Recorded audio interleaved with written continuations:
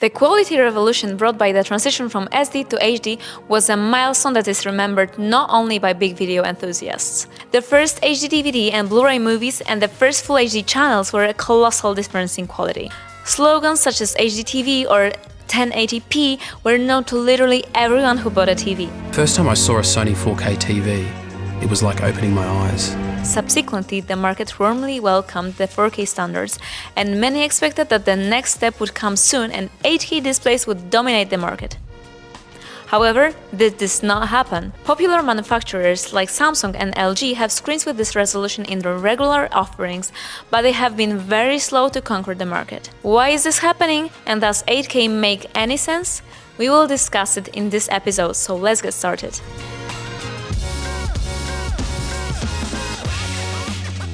Let's start with the basics. All the designations I just mentioned describe the resolution of the image.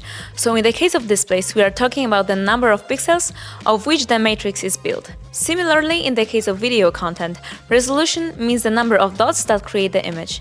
As for the specific values in each of the standards, you now see them on the screen. It is easy to guess that the popular term 1080p refers to the vertical resolution of the HD image.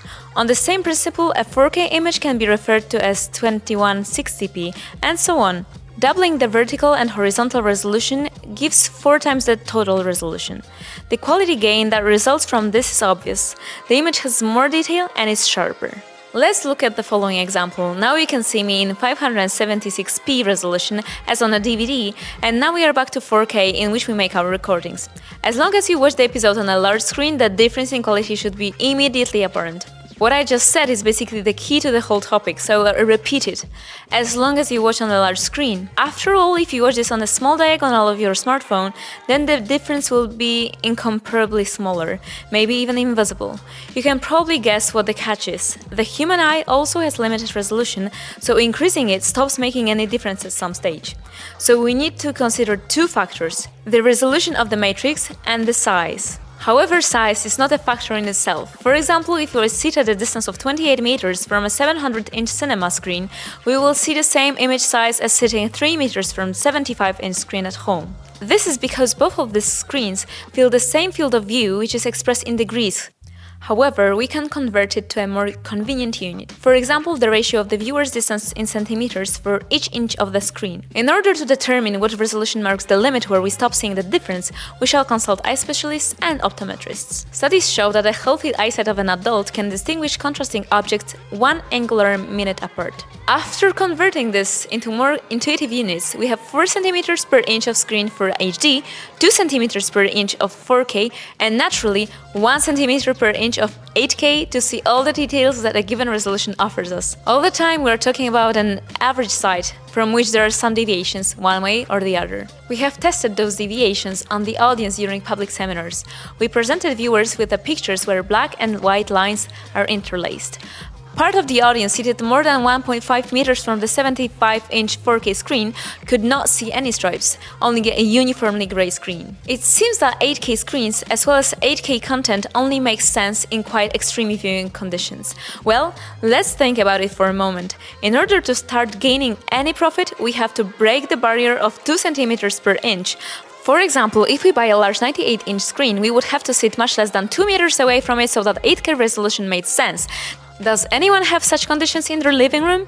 Quite unlikely. The issue, however, is a bit more complex. When it comes to vision, there is a phenomenon called hyperacuity.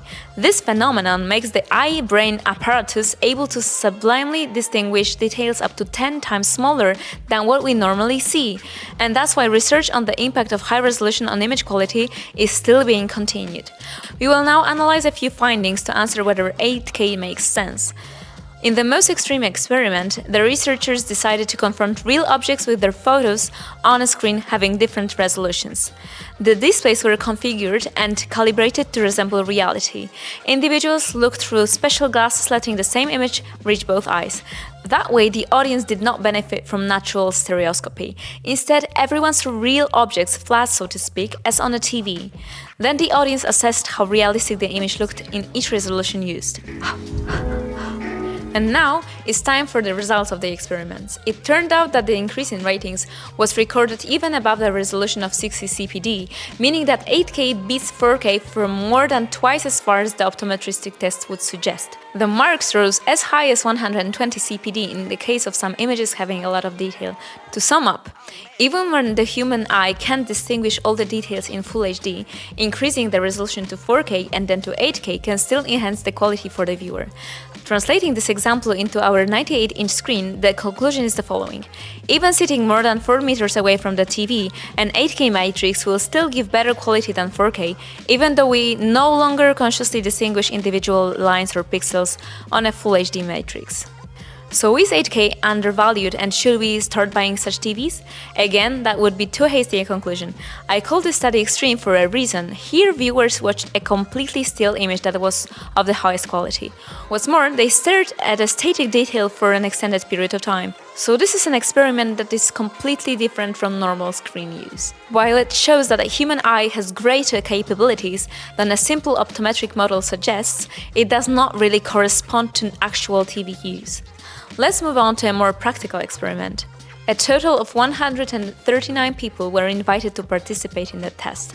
Before the actual procedure began, each viewer was subjected to an eye test, which showed that the most of them had correct 20/20 vision, of what I have previously defined as healthy adult vision. The participants were then divided into groups of 5 and presented with 7 carefully selected clips in 30-minute sessions. 2 of the participants were seated about 1.5 meters from the screen, and the other 3 were seated behind them, about 2 and 7 meters from the screen. They watched videos scanned in 8K from 70mm film stock, an animation created in 8K, and a documentary recorded with a RED camera, also at the same resolution. I will mention that the screen was an 88-inch LG OLED Z9 and the materials were presented in HDR. This last piece of information is important because details are easier to distinguish if the image is more contrasty. Therefore, testing on HDR material and an OLED TV with perfect blacks poses the biggest challenge for the test, as it will be easier for a viewer to catch the difference. What were the results? Well, generally a fiasco. An 8K material did not indeed receive higher marks than 4K, but the difference turned out to be minimal. And as we can see in the chart, some people voted that the 4K version was better. In a way, this proved that under normal conditions of use and a distance of 2 7/10 meters from the screen can be considered as such, the difference between 4K and 8K is negligible. However, the experiment was carried out further. A selection of votes was made in the pre-experiment survey to distinguish participants sitting at the shorter distance characterized by the best visual acuity. The result was that only 3 of the 7 scenes did viewers indeed vote that 8K was better, but the ratings ended at the first threshold identified as slightly better. It is worth mentioning here that these viewers were sitting only 1.5 meters away from the 88 inches, so even a simple optometric formula shows that they should have been able to see the 8K clearly.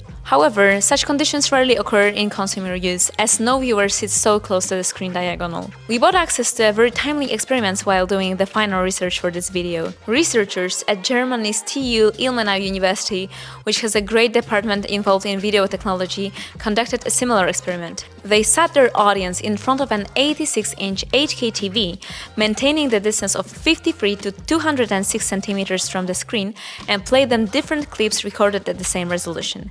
The smaller distance threshold is, as you can see for yourself, absurd, while even in these conditions the outcome of the experiment was not spectacularly favoring 8K. Participants voted on a scale of -2 to +2, while the average quality score at the shorter distance equaled only +0.8. Then certain clips were separated from the study such that presented the most fine details, such as contrasting edge. The average score increased but did not exceed +1. And here we are still talking about the evaluation from an absurd distance of 0.5 meter from the 86 inches. It might be so that people looking at 8K screens in stores often tend to put their nose so close to the screen, and that's where the opinion that the difference is significant comes from. Returning to the test, at a more realistic distance of 2 meters, which is still extreme for the vast majority of users, the ratings has already dropped to 0.2. I don't have access to the exact distribution of votes, but the results could be presented as follows.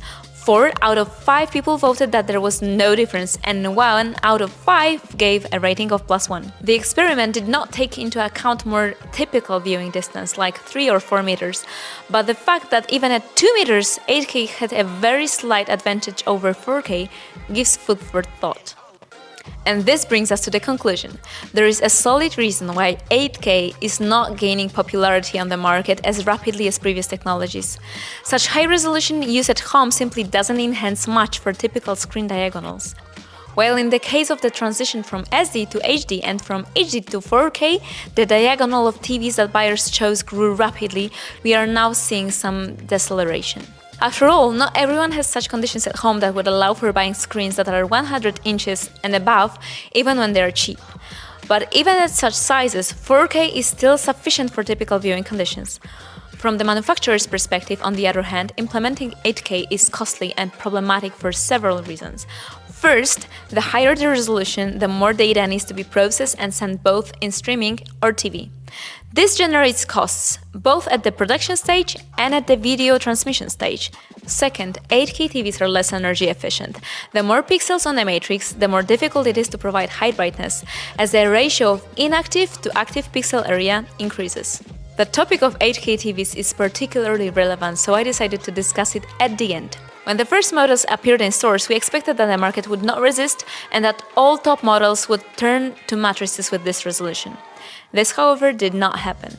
There were some unique examples, such as the Sony ZG9, which we tested in London and which surpassed in quality of all 4K TVs on every level. However, these were isolated situations of screens that were not in wide distribution. Interestingly, the 8K market began to develop in parallel with 4K, which caused a bizarre situation.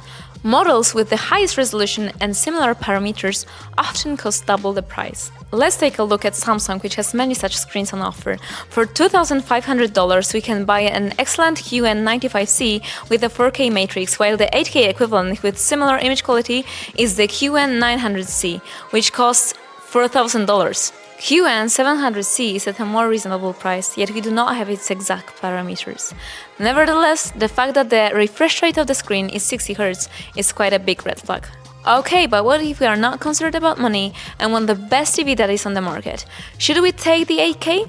Well, not necessarily. At the moment, only 4K screens are being built based on technologies that deliver the highest quality, for example QD OLED. However, rumor has it that an alternative OLED with MLA technology has been used in the LG Z3, so maybe this rule will be broken here. But that's only if we are willing to pay extra 15K just for the higher resolution, which will probably change little or nothing at all, as the discussed research shows. So when it comes to buying an 8K screen, it simply doesn't make sense. Recalling the general issue of 8K, it should be mentioned that while this technology does not make sense in televisions of typical sizes, it is welcome in other apps. For example, in VR, when the glasses provide us with a huge field of view, which is close to natural. Thus, figuratively speaking, there is a screen that fills the entire horizon. Here, 8K or even higher resolution will definitely make a difference. It also makes sense to use it in monitors. I usually work on my 49-inch at a distance of less than half a meter. Here, the great resolution as well as the curvature of the screen makes sense. Thanks for watching, and see you next Thursday.